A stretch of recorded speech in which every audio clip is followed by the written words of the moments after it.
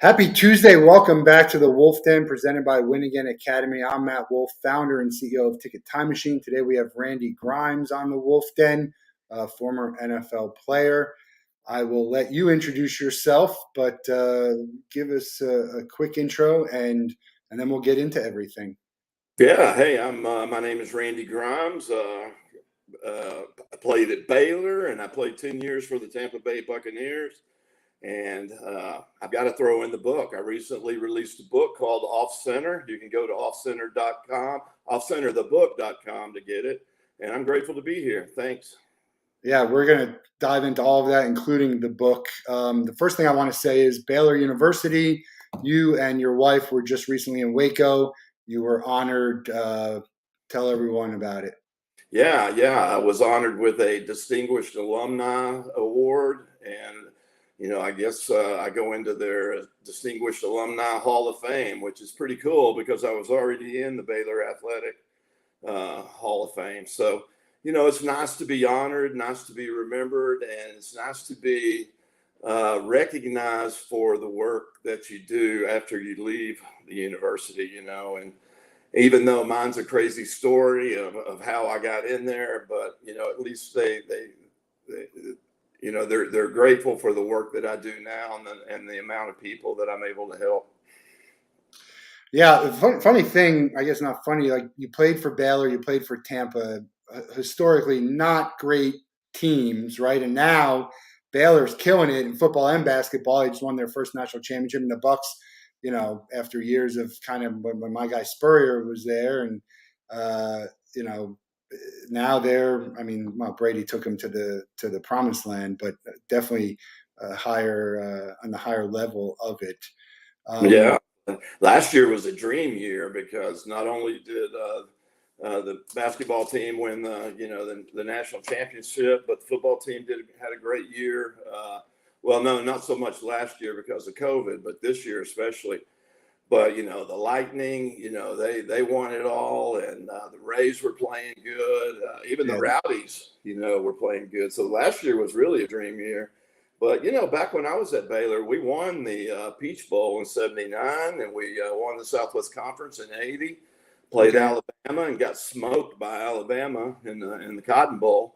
But still, we won that Southwest Conference. So we had two really good teams. That was back with Singletary was there, and we had some great Walter Abercrombie, Frank Pollard. We had some really great running backs and offensive weapons back then. Van McElroy, just really, really a lot of good players that went on and had great careers in the league. So, and then they kind of dropped off the map a little bit for a while, and that's probably because I left. I was RG1, Yeah, they my Brent, big supporter of the show, one of his favorite Bengals, and he's a big Bengals fan. Obviously, disappointing Super Bowl, but great season for them. James Francis, James was a great player of Baylor. So, how close are you to the Baylor football program and the Tampa Bay Bucks football program?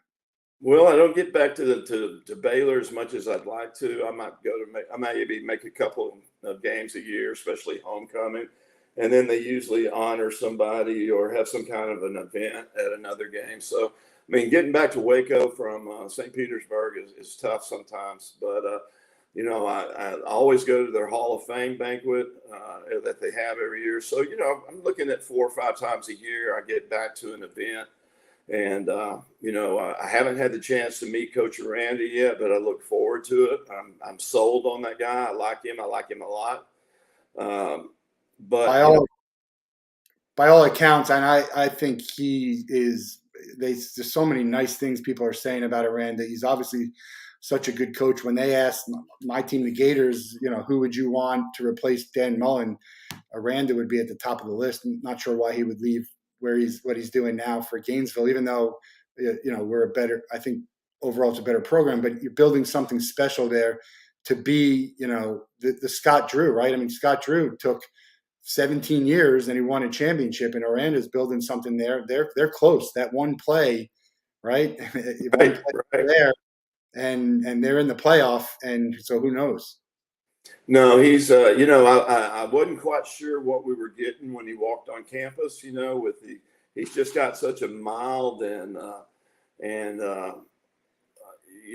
not many. The coaches I'm used to are the guys that are screaming out loud and running up to you and slapping you on the butt and all that.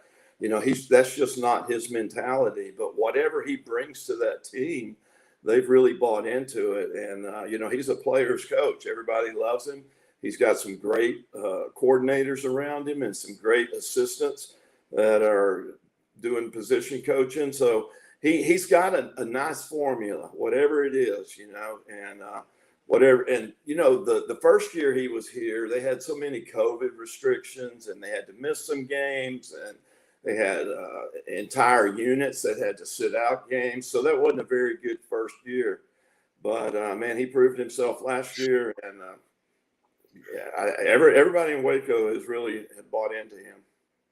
Yeah, a lot of good lessons in Baylor and Tampa. The lesson of patience, right? You get a taste of victory, and the fan base, they don't want to hear about, we didn't get to the promised land, the playoffs. I mean, the crazy thing about the college football playoff is just so few teams have ever made it, right? I mean, you're talking about the same 5 teams, and you throw in a new team here and there. Right. It's just hard to get. So the baseline shouldn't be making the play. It should be making a New Year's Six bowl. That should be win your conference. Make a New Year's Six bowl and take a run every few years. And the average fan, generally college, is just not patient with their team, and they're not really enjoying the success that they're having, thinking we should be doing better. When no, there's nothing to indicate that you should be. Right. And now it's such a full-time job of recruiting.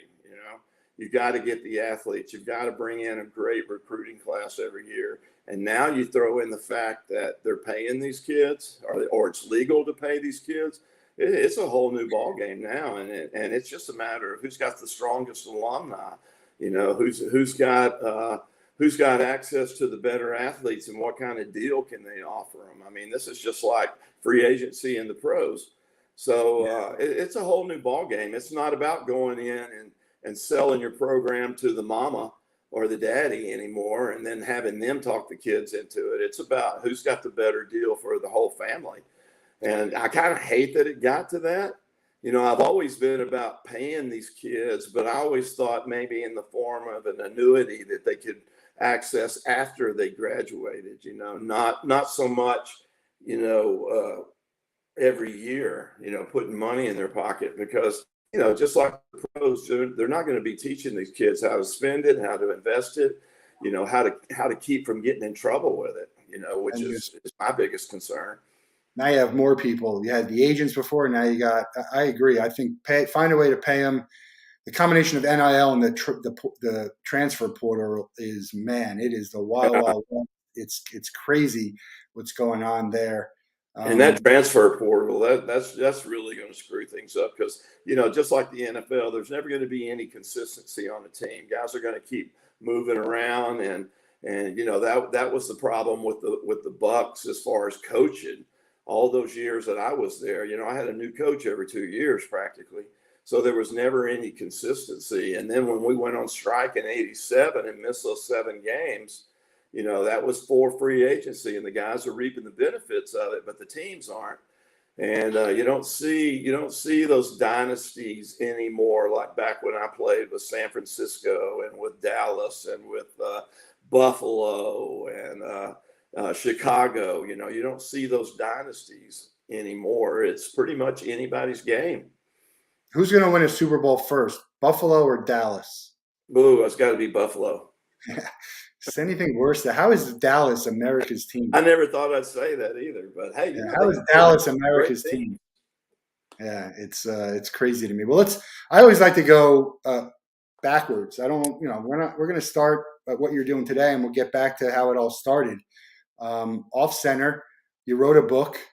I did. Why you wrote the book, and then also, if I don't know who Randy Grimes is, why should I bother reading it? Because everybody loves a great comeback story. And that's what this is. I spent 3 years working on this book. It's a 3-year labor of love. There's something for everybody in the pages. I poured my heart out into 234 pages of this book. And it's a story of my addiction journey, and while I was in the league and afterwards, and then what I did, the steps that I took to come back from that. And I wrote it through the eyes of an intervention that's going on. So I'm telling my story through the events that happen during an intervention that me and my wife are doing. So it's unique. And I tried to put a character in there that relates to everybody as far as enabling and codependency and stigma and people that don't believe it's a disease. They think it's a moral failing. All the different things that happen or that you're faced with a family that's struggling with addiction or a loved one that's struggling with addiction. So we're really proud of the book. And listen, my whole family had a part in it, had a platform in it. They contributed to it. So it was a healing process for the Randy Grimes family. So, I mean, it's already served its purpose there. But the reviews have been awesome. It went to bestseller like almost the first week that it was out. It's #1 in 7 different categories. And I'm just really proud of the way it turned out. And I hope everybody picks up a copy. It's so easy to read. And like I said, there's something for everybody in there. And you can go to offcenterthebook.com, and that will take you to a link that you can order the book, or you can just go to amazon.com and find Off Center and order it there. Yeah. So everyone does love a comeback story. We had Jim Morris, the rookie pitcher who ended up with the Tampa Bay Rays on last week. Again, remarkable story. We had Pam Gaslow, who wrote a book about going to rehab, being addicted to marijuana. And this is not a slight, but your story, and we'll hear more about it, but can everyone relate to it because you had different resources of who you were? Sometimes that makes it a harder fall, but also having those resources. So what do you feel about, where you were and who you were that helped you, as opposed to if it was just someone who didn't have, a professional career with a big time community and that type of circle? How do you think it would have been different, your story? I don't know that it would have been different. I mean, I think I can relate to anybody who starts taking opiates as a result of an injury, or something as simple as having a tooth extracted and getting some opiates from a dentist. There's a lot of different ways that, I mean, when you're wired like I am, first time I took opiates, it was like, wow, this is what I've been missing. This completes me, and same thing with benzos like Xanax. That this is, not only was it numbing the pain, but it was numbing whatever I was going through in my life at the time. So everybody that's been an opiate addict or struggling with it right now, they can relate to that, because it usually started with a prescription somewhere. A lot of times I talk about doctors being dealers in lab coats, because they don't learn enough about addiction in med school. They don't think enough about it. They don't look for the warning signs. And I'm not saying all of them do. I'm just saying a lot of them do, that they just keep throwing scripts at whatever the problem is. And that's, it's kind of like, we as Americans, that's the first thing we turn to is medication to get over whatever we're going through. We're 5% of the world population. The United States is. We're 5% of the world population, but we use 80% of the opium that's manufactured every year. That's insane. But my story, I was that guy willing to do whatever I had to stay out on the field. I didn't want anybody else in my position. And I learned early on, you don't want to get the reputation of always being on the injury report, always missing practice, always being worked on by the doctors or the training room. So I kept my mouth shut, and that old big boys don't cry mentality. I threw down a bunch of pain pills, and I stayed in there, and I practiced through the injuries, and I played through the injuries for over 8 years that this was going on. And, I looked at it like a necessary evil instead of what it really was. And that was a full blown addiction. I looked at it like, I'm getting it from the team doctor, so it must be okay. Or I'm getting it from trainers, it must be okay. And, I justified it that way. I wanted to be the best center that ever played the game. I wanted to be a Pro Bowler. I wanted that next big contract. I wanted to feed my family. Those are ways that I justified it. And, it went on for over 8 years of my career.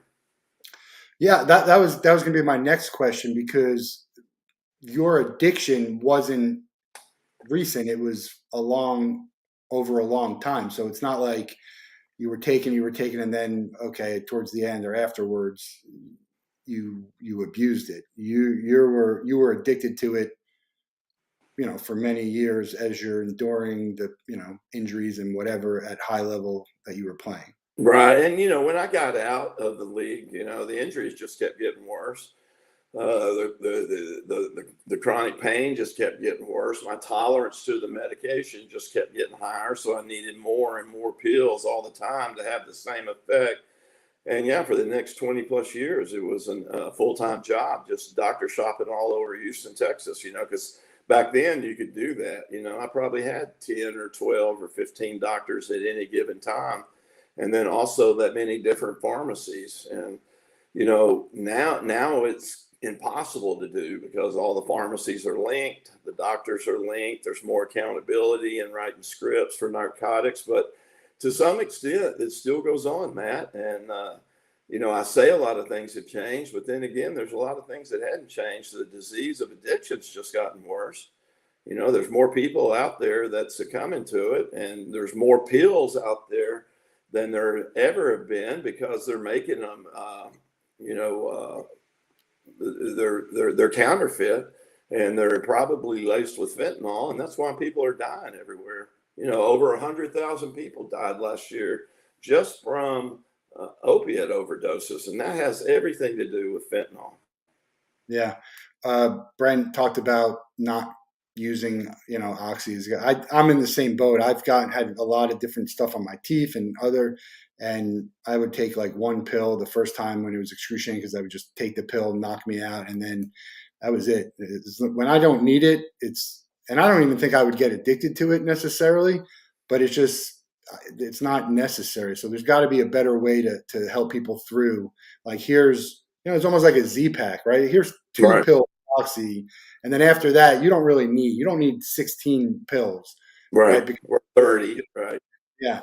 So I think that's that's one way that people could go through it, but they don't do that. They don't prescribe you 2 pills. It's got to be. They give you 60 and tell you to take 2 a day, or give you 120 and say take every 4 hours or every 6 hours. And next thing you know, it's day 15 of that month, and you've already gone through all of them.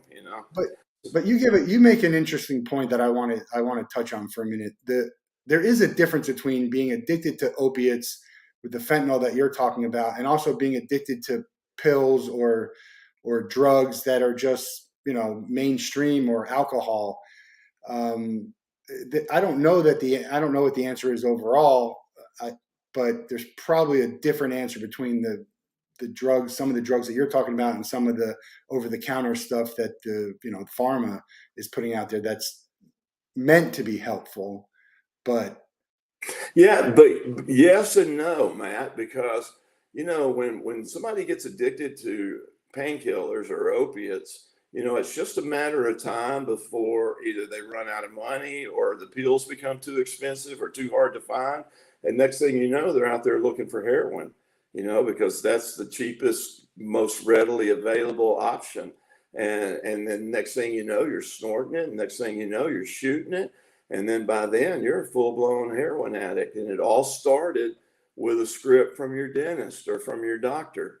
That's the cycle. That's how it goes. And yeah, we're only talking about opiates right now because that was my story.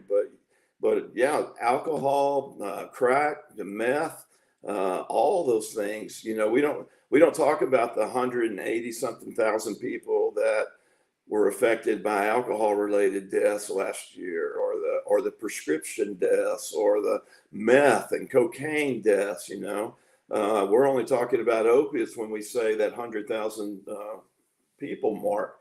But addiction, we're in a pandemic within a pandemic.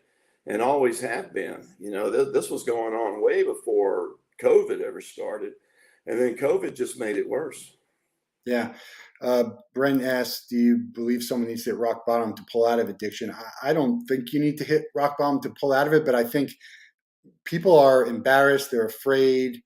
And so I know I haven't had addiction, but I've had issues similar to that. You wait longer than you should, and that could snowball very quickly before you get help. So I don't Yeah, think you need to. I hate that phrase because a lot of people, and believe me, I've been in the industry now for almost 13 years, and I hate that phrase that you have to hit rock bottom, because a lot of people don't recover from their rock bottoms. You either die, or you have something happen medically that you don't recover from, or you have a felony or something like that that follows you around the rest of your life. So I hate to hear that.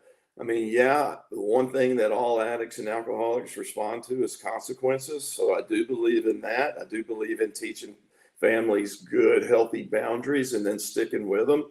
I believe that when families get well, addicts get well. So if we can train them and teach them how to handle somebody who's suffering from substance abuse, then I believe eventually that person will get well.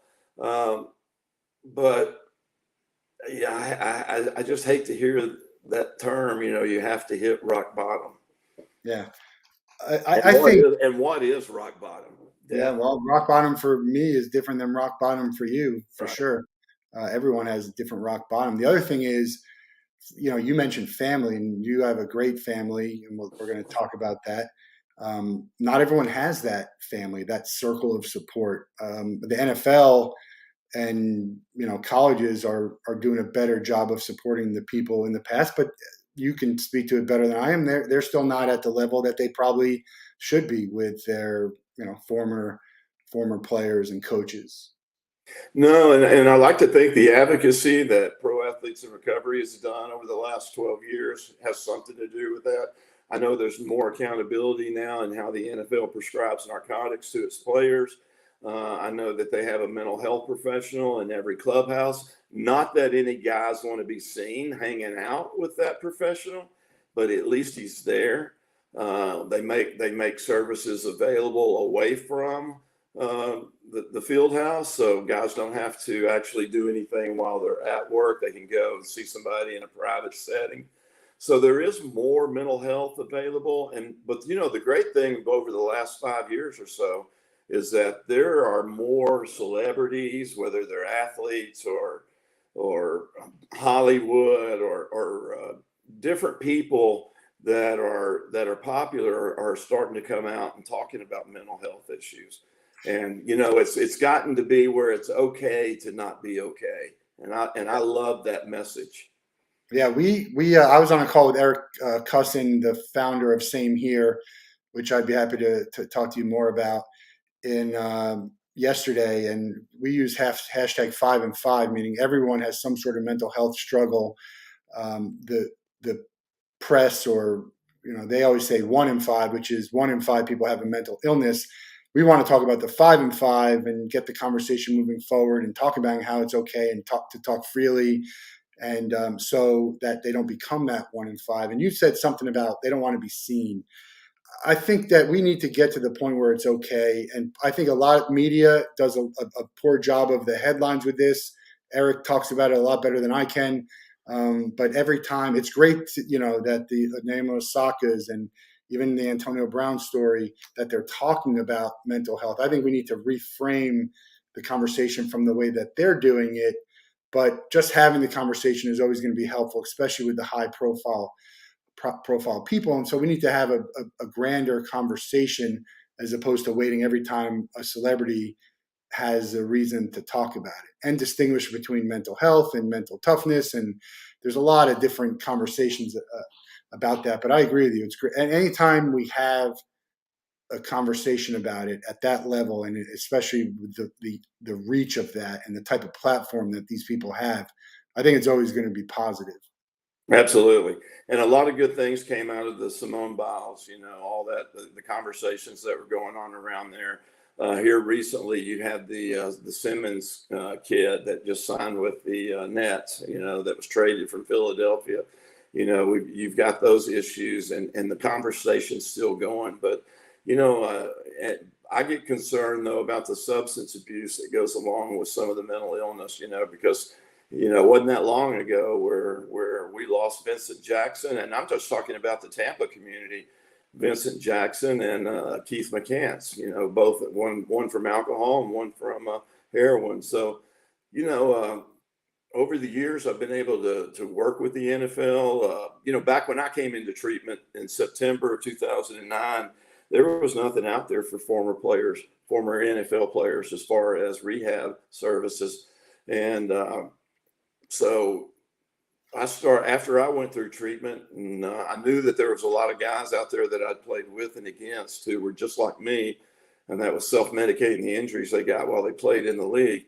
I started working with the newly formed Player Care Foundation, and we started reaching out to all these guys. And Matt, they started coming out of the woodwork. Guys were putting up their hand left and right, and for many years, because of guilt or shame or pride and ego, they wouldn't put up their hand and ask for help. They were that warrior mentality, and they suffered in silence, and they just thought that they could handle it, or there wasn't anybody out there doing what they were doing. So, And I get it.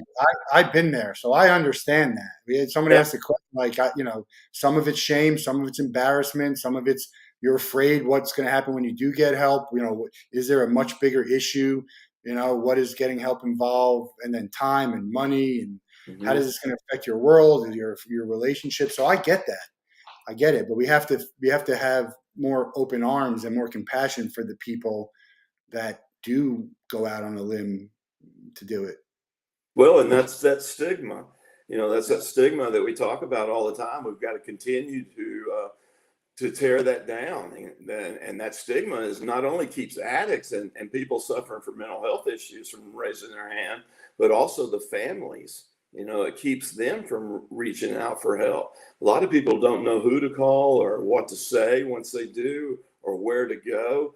And, we've got to make resources more available and train these families that, like I said earlier, it's okay to not be okay, but you've got to ask for help. Yeah. What is Pro Athletes in Recovery?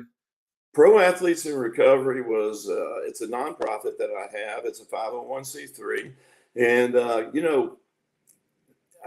I came up with the idea back when I was in treatment. I didn't know what I wanted to do with it, but I knew that I wanted to help other people that were just like me. And so after I worked on myself for a year and got myself back together, that's when I launched this. And this is when I started working with the Player Care Foundation. And all I wanted it to do originally was to be a bridge between players that were out there struggling and resources. And so that's how it's kind of started. That's what it served for many years. And now we're to the point to where we're raising money. We're helping people, not just athletes, but anybody with treatment resources, aftercare services. And, it was God's way of keeping me connected to a game that I love so much. And not only were we successful getting a lot of former NFL players, but Major League Baseball got involved. I started working with the baseball assistance team, and the NHL and NBA and jockeys, the Jockeys Guild and Motorsports Safety Group. And pretty much every sport that has an organization that supports their former players or drivers or jockeys or whatever, I've had the opportunity to work with over the last 12 years, and I'm grateful. I love sports. I love sports of all kinds, and this was God's way of keeping me connected to it. And it's almost now I kind of see where He was spending all those dark years that I had preparing me for the work that I do now. Yeah, NFL's got to be the league with the most addiction to pain pills and other stuff for a number of reasons. It's the most physical sport, contact, a lot of head to head. But then you also have you basically have a week in between games, which in baseball you don't have any time. in between games. Basketball a day or so, hockey same thing, and then the off season is the longest too. Right. And, I played back in an era where we used to beat the hell out of each other all week long. That old Bear Bryant mentality where if you don't practice hard, you're not going to play hard. And we had a lot of injuries that were sustained during the week, just practicing against your teammates. And that always blew my mind that coaches had that mentality because we just barely had enough left in the tank to play on Sunday. But, the game's changed a lot because of all the collective bargaining agreements they have. They hardly ever put on the pads now. Guys are getting less injuries during the week of practice. They're having longer careers as a result of it. So the game's changed a lot, and they've made a lot of changes. They're doing some things right. Of course, training room techniques have gotten so much better than back when I played. So that's helped a lot. But believe it or not, pretty much every sport has guys that are pretty beat up, and especially jockeys. Those guys are little anyway, and Yeah. falling off horses or getting thrown around in a gate waiting. Those guys, I mean, they're really beat up. But pretty much everybody has the same issues as far as chronic pain. But Matt, the biggest thing with the guys that I work with is I call it transitional trauma.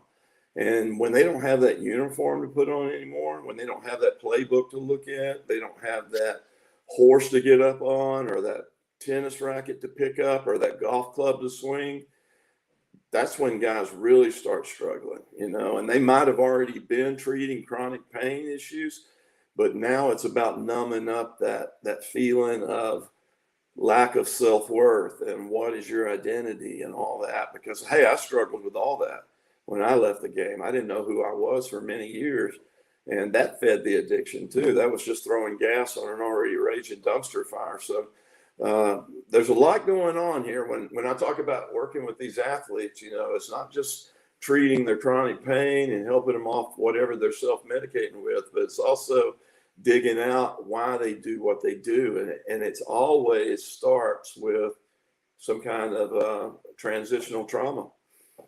Yeah, you and I met at the Win Again community in the club room. Mark Moyer, a lot of ex-athletes and people working with athletes. So it's great to see so many of them having success off the field that has nothing to do with this. I wouldn't say nothing to do with the sport they play, but sometimes a lot of financial Right. people and just really, doing something that's great for them because it keeps them busy and out of running in the circles that might get them in trouble. Right. And you're right. There are a lot of guys out there doing what I've been doing for over 12 years. And,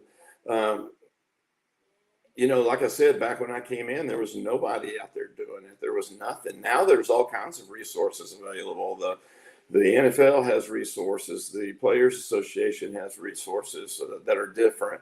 The Alumni has different resources. Now you can kind of pick and choose where you want to go or what you want to do and what you need help with.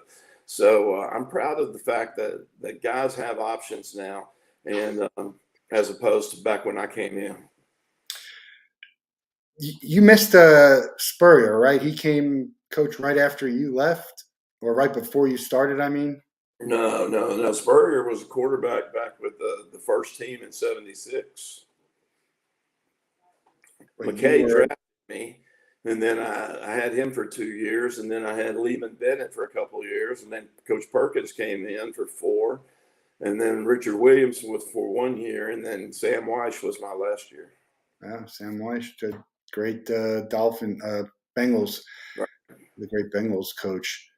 I saw you were connected with Ditka and his cigar parties. A great event. We're hoping to be there in Arizona next year. Oh, you can't miss that one. That's a great one. That's the whole reason I go out to wherever Super Bowl is for that party. Yeah, I was going to ask, what other events throughout the year do you get involved with for the NFL and maybe some alumni and charities? Well, usually at all the big events, and also every now and then the Player Care Foundation will go into a city and do a player screening. So I would usually go with them. This is back before COVID, and as of now, they still haven't released non-essential employees to travel again with the NFL. But I always do screenings all over the country with them, and I'm just there as a resource for mental health and substance abuse. That's Pro Athletes in Recovery and White Sands Treatment Center, and so I do those events, and then I'll do the draft. I'll do, of course, the Super Bowl. That's a big week every year, and maybe a combine or two, but I don't have any combines planned for this year. Yeah. How do you get the attention for mental health and opioid addiction when there's so many causes out there and so many there's a lot of big foundations and names who are championing for a lot of great causes, not to say one is more important than the other, but some might feel that this is more dire of a need than something else. How do you fight for attention on that? Everyone's trying to get into the eyes and the ears of someone, and then also dollars. Well, being a former player helps, Yeah. and also I think everybody's hungry for knowledge, about this disease of addiction and mental health. I think it affects more people than we give it credit for, just because of the stigma, like we talked about. We don't know how many people out there are affected by this. So, being a player helps, and the different resources that I have out there in the world. Um, God has just blessed me with the opportunity to get in front of a lot of people over the last 12 years. And, I'm grateful for that. So, you know, but saying all that, I can also say that not enough have gotten involved with it. Not enough have contacted me, or anybody else that's out there doing what I'm doing. We still have a long way to go.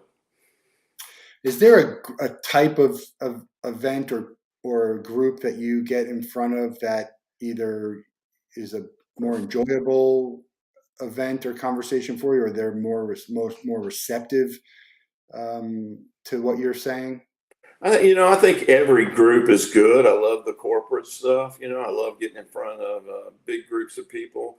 But Matt, no matter where I go and speak, and I ask people to raise their hand that's been affected by addiction in some way, every hand goes up. Everybody has been affected by this disease, whether it's a friend or neighbor or loved one or spouse or somebody in their family. Everybody has been affected by this. So there's interest in it. People want to know more about it. I've always said we're not going to arrest our way out of this problem that the country's having, and we're not going to legislate our way out of it either, but we can educate our way out of it. And people are hungry for knowledge. They want to know who to call and what to say and what's available to them, and how do you handle this situation or this loved one that's in this situation. And people are hungry for that kind of knowledge. So I'll talk to anybody, whether it's 1,000 people or two. Everybody's hungry for knowledge. Yeah, and going back to the family thing, circle. That's to me. That could be the biggest problem. Is the people who need the help. They don't have the people around them, whether it's their family or their circle. I was very lucky.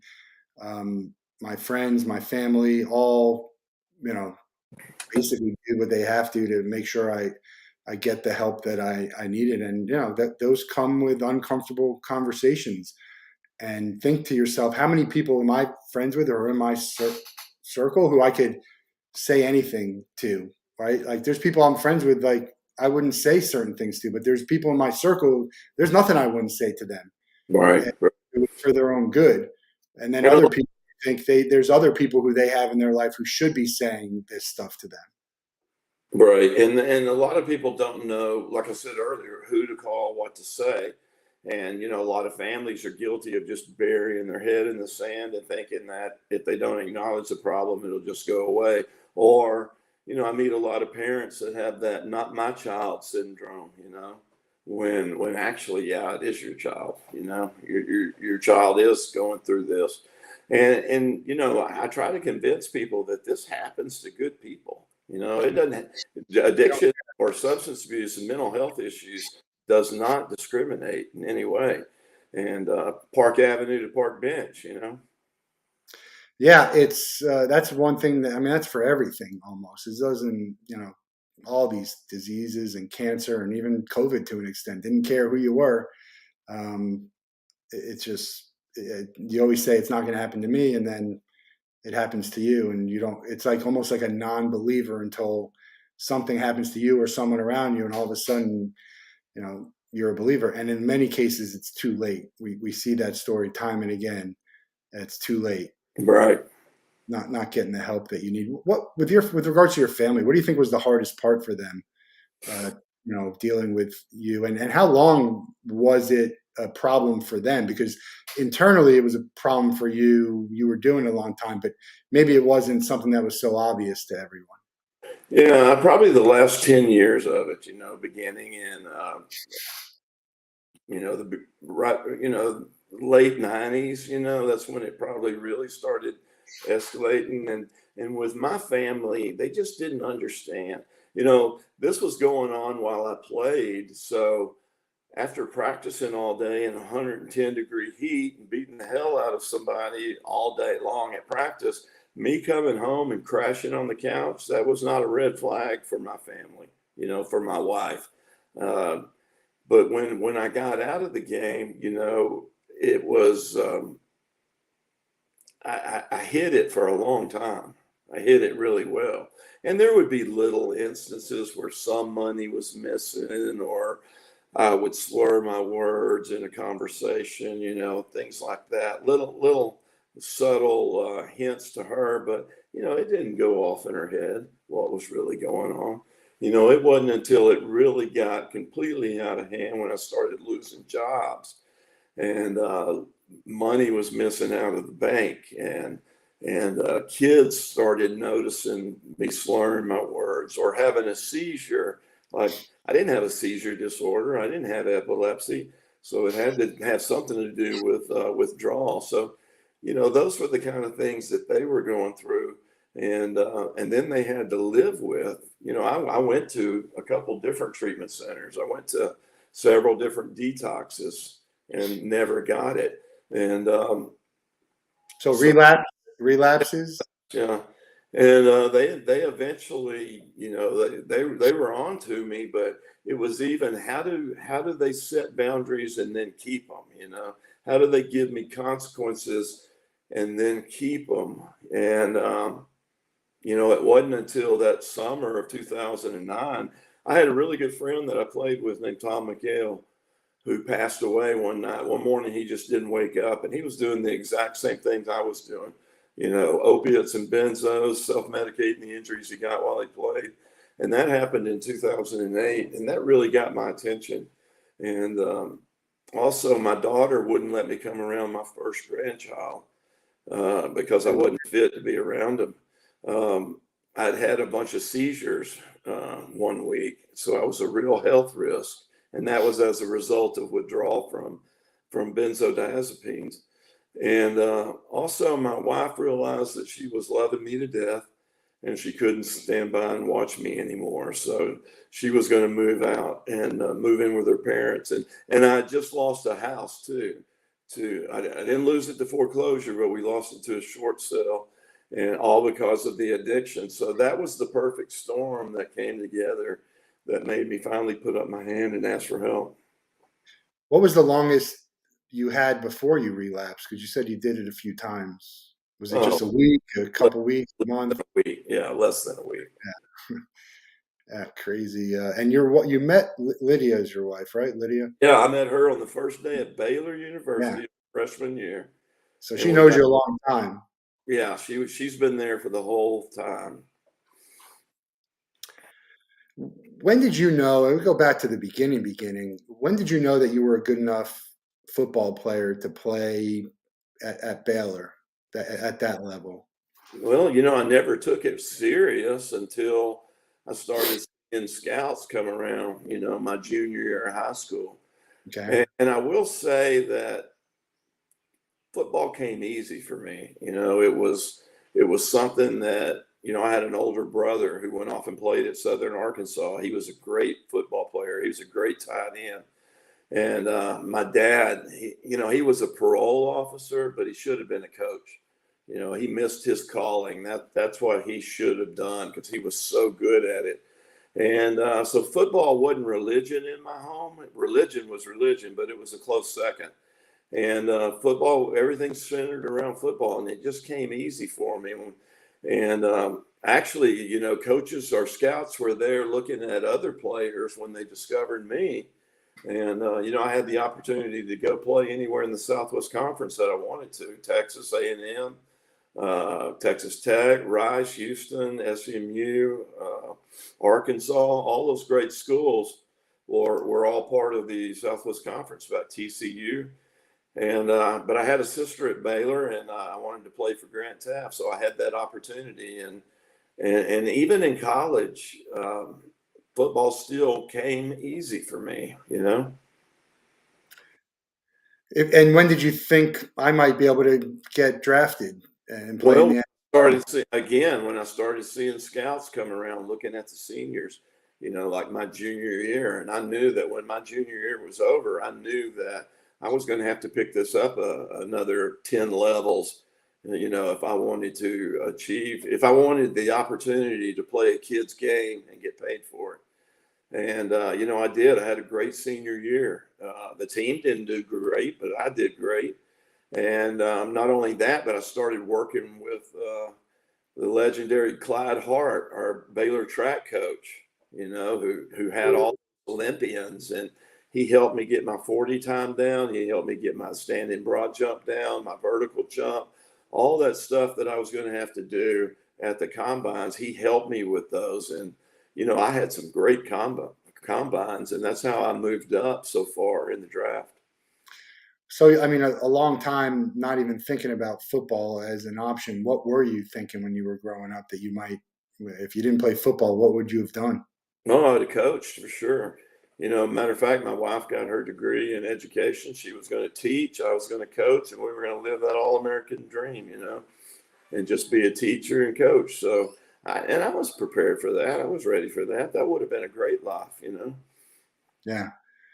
What was the best part of being a professional football player for The you? locker room. People ask me all the time what I miss most about the game, and it's not being out on the field. I miss that locker room. And the cool thing about that is that, I missed that for so many years. I missed that camaraderie and being with people that I laughed and cried and bled with, But that's what recovery's given me back, is the opportunity to be around like-minded people who have been to those deep, dark places that I've been. And that's my new community. That's my new brother and sisterhood. And that's the camaraderie that I miss. Who were you closest to on the Bucks? Oh, Sean Farrell, Ron Heller, Steve DeBerg, Vinny. These are all everybody on the offensive line. Yeah. Rob Taylor, Paul Gruber. All those guys. Those were my running buddies, and those are the people that I still stay in touch with now. Yeah, great. It's funny. It was not a lot of success as a team, but some really great players coming through Tampa over the years. Oh yeah, and we had some great times too. Thinking back, yeah, we didn't win many games. My best year was 6-10, but thinking back now, me and my wife, we wouldn't change a thing. We had a great time in Tampa. It was a great place to start our family and raise our kids for 10 years. And we made a lot of longtime friends that we still stay in touch with. And you're in Texas now? No, I'm in St. Pete. Oh, so you're still in. That's right. I thought you were, but then you said, I mean, that's all the same area, St. Pete, Tampa. I know St. that Pete, Tampa. live Yeah. there will say different. We're going up there in a week or so for the SEC basketball tournament. That's going to Oh, be there. good. I took a year off. So it was who was the toughest guy you ever had to block? Oh God. I go back to people like Jim Burt and Joe Klecko and Michael Carter and Randy White. My first start in the league was at a position I'd never played before, and that was left guard, and I had to go against Randy White. So I grew up a lot that day. But practicing against Leroy Selman every day in practice, full speed, that made me grow up quick too. And Leroy made me a better player. Dan Klecko's son, or Dan Klecko, played football at my high school, and then went on to play at Temple. So the Kleckos, they had some roots in the area where I grew up, Marlboro, New Jersey, Marlboro Mustangs, which are in our basketball team. And it's Joe Klecko. Right, his son is Dan. Oh, okay. That's why I said Dan. His son, and Marlboro High School won their first ever shore conference tournament in basketball in the school history, which is an incredible feat. It's such. I remember even I played high school, just such pride with high school, and then it kind of college. I assume playing the same way I have pride for my school. I never played for them. And then, pro to some extent, but you kind of, you can move around. You stayed a long time. That's not normal for a professional player to stay that long. You think about these players who go, from team to team. So you don't necessarily have the type of pride that you have as you do for your high school team or your college team, or love for it, especially. Right. But you got a bigger bank account as a result of it, Yeah. No, I get that. Free agency changed everything. Yeah, what would you change in the game today if you could for the NFL? I don't know. They've dumbed it down so much now to where you got to be careful how you hit people. Back when I played, you could just lay somebody out.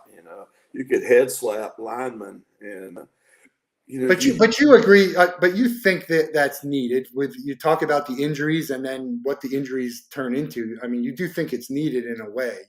Maybe not. Maybe it's a little too careful. To some degree, yeah. I think some of them are over enforced. I think some of them are up to whoever's throwing the flag's interpretation. So yeah, but the game has changed, and I guess a lot of the stuff that I would change is I don't know. There's a lot of the stuff would be off the field as far as policies and so forth that go on. But let me tell you something: the NFL's in trouble right now. There's a lot of things going on that doesn't look real good. And I think they're being exposed for some things that they really need to get straight. I'll agree with your second assessment. I wouldn't agree that they're in trouble, and that's part of the problem. Is they're always going to be fine, and they might not care as much. Which brings me to my next question: what do you make of this whole MLB lockout? It's sad. It's ownership, and they're the ones that are going to be hurt the most from it. And I don't understand why they're the ones imposing it on everybody. But it's just unfortunate that we can't come together as players and management and work out some kind of deal that's compatible to both, and it's not just MLB, the NFL, the PA is guilty of it as anybody, in the NFL. It just so happened that it worked out after that Miami Super Bowl last year. So they waited too long. First of all, they waited too long to just get things done. Jeff Passan, who's a reporter, maybe ESPN, I forget. I saw something he wrote that said, "Hey, look, if Major League Baseball took the 1,200 next best baseball players and replaced these guys and said you can't play, Major League Baseball would be done. You can't have a program. But if we replaced all owners with just smart business people, they'd be fine, and they might even be better." Which is, it's crazy that they're the arguing that is going on now that they can't figure it out. And I understand why the PA is doing it, but because this is the time to get the best deal, right? Every time they negotiate is the best. Once it's done, they got to wait an extended period of time. But the fans are the one who lose out the most, which is, I think the problem for all of these leagues is they take the fans for granted. I thought COVID should have maybe alerted them to that, but. Well, and I remember the 87 strike that we went on, like I said, we were out 7 games, and that hurt. when you only get 16 checks a year and you miss 7 of them, that hurts a lot. But what we were able to accomplish, the guys are reaping the benefits of. Future. Yeah. And you're And doing it concerns me that Jeter felt it necessary to resign his position because of what he's seeing. And he's seeing more stuff than any of us are, from a back office point of view. And it concerns me what's going on at the executive and management level with MLB. I told them, I posted today, they're up here in Jupiter at Roger Dean Stadium. My wife's a mediator, former magistrate judge. I said, we'll get up there and we'll solve this thing in a few hours. Let's do it. Or less. Yeah, less. It wouldn't take that long. When people start paying it, when it's their money, then they start, because what's going to happen is any money they lose is just going to be regained. They're going to upcharge the fans more. They're going to figure out something else to do. It's that's the problem. And these people these owners don't need. They're all billionaires before they even step foot in the baseball world. So that's one of the games are supposed to be starting here any day now. They've canceled some, but they'll get it done. I think we get a 162 game season. I think this week they get a deal done, and we'll see what happens there. If you were gonna, you can't pick Baylor or the Bucks, which I don't know you pick anyway. You pick a college to play for, pick a pro team to play for today. Who are you choosing? Oh, well, I don't know. I always thought it'd be great to play for the Raiders. Okay. I love their what's the word? I just love the history of not only the history, but the ambience there. The what they represent, how they treat their alumni. They treat their alumni as well as they do their current players, and I just think that's awesome. And so the Raiders would be one. How about college? Do you have an idea of where you would play college if you could pick, and it couldn't be Baylor? Yeah, I mean, I'd love to play for a great program in Nick Saban. I'd love to play for an Alabama. Do we need expansion? I think we need expansion in college football. I think we need to go to 8. Oh, I agree. Yeah, absolutely. Well, you can't do 12. You can't give college football teams a bye because there's uneven schedules. There's no metric to say this team deserves the bye over this team, and it's such a huge advantage in a small playoff like that. No, but you can do 8 and reduce it down to like three big games, and guys can handle that at the end of the season. I agree with that. You've got guys now that if they don't make it to the big bowl, they're sitting out. They're thinking about their pro contracts now, and I can't say that I blame them, but that's something we would have never thought of. We would have never. I wouldn't do it either. I'd figure a way. You get insurance, but I don't even know what. But I would not play. I never even played at that level, and I wish I can go back and play because my story is my parents took me out of half of my basketball season, and it's a whole long story, but we ended up quitting basketball our senior year. There was a big controversy, and I would love to go back and play. So I play as much as I can. I still do. That's funny you said that about the insurance, because I remember being at the Blue-Gray game, and the first time I ever heard that insurance was available for an athlete about to be drafted was John Elway. Because he was at that game, but he didn't play. He just kind of hung around the hotel. He's with his dad, his entourage. Agents were courting him and all that. And I just remember what a huge deal that was. And I remember thinking, wow, you can get insurance? Elway is my favorite player of all time. There you go. Anything. Old school Bronco fan. Unbelievable how good. I think he's the greatest quarterback ever, playing wise. I'm not going to argue whether Brady winning all those titles. I think Elway was a better quarterback than Brady was. But I'll say this. I don't know if I agree with you, but I'll say that was the deepest, richest class of athletes. That 83. The 83 draft was the best draft ever. Did they do a 30-on-30 on it? Like, they did something. They got I it. think they did, yeah, because I've seen something. Because there were Yeah, some great quarterbacks, great unbelievable. linemen. That was the first year of the USFL, so we lost a lot of good players to the USFL. But there were so many good athletes in that went on to have long careers. A lot of Hall of Famers. Yeah, unbelievable. We're going to get you out of the Wolff Den with the same question we let everyone out with. You can pick a person to spend a day with. It could be anyone in the world. They have to be alive, and you can't be related to them. Who would you pick, and what would you guys do?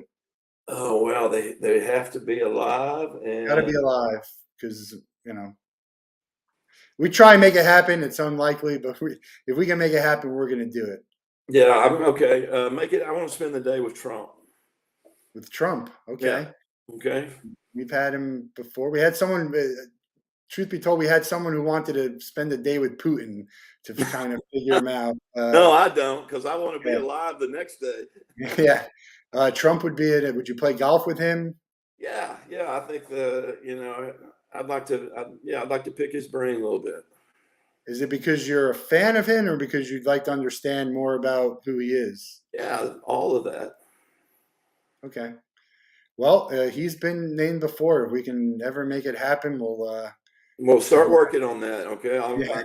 put my golf clubs in my truck. Look, you can make anything happen if you have enough money to meet That's anyone. right. That's right. That's one thing I've learned. Hey, I can be over in West Palm in 3.5 hours. So Yeah, I can be there. I live right just south. yeah. South of him. Got to make sure he's there. Check out Off Center the book, offcenterthebook.com, and randygrimespeaks.com, proathletesinrecovery.com. It's all scrolling here, but reach out to Randy if you have any questions. He'd love to hear from you, and if you want to get more involved with anything he's doing, find out how. Is there going to be a second book? Well, I don't know. I'm still reeling from the first one, but Yeah. I don't want anybody to think that I don't work with everybody, because I do. I work with everybody, and you don't have to be an athlete. And there's hope. There's help out there. There's resources at my place, White Sands Treatment Center here in Tampa and in Fort Myers. So there's a lot of hope and help out there. Don't suffer anymore. Raise your hand and ask for help. Yeah, I second that. For me, if anyone needs help, I'm here. I got a ton of great resources. Like Randy is one of them. Great to have you on the show. Looking forward to what comes next for you. Congrats on all the success with the books, the Baylor Hall of Fame, Baylor Line Foundation Hall of Fame. A lot of great stuff going on. And your wife, too. She does some speaking. I know you try and help her get some speaking. So it's just a great stuff that you and your family are doing. And looking forward to meeting you at one of these events someday. Thank you, Matt. Thanks for the opportunity today, buddy. Yeah, have a great day. We got another guest on Thursday in the Wolff Den, and have a great night. We'll see you then. All right. Bye.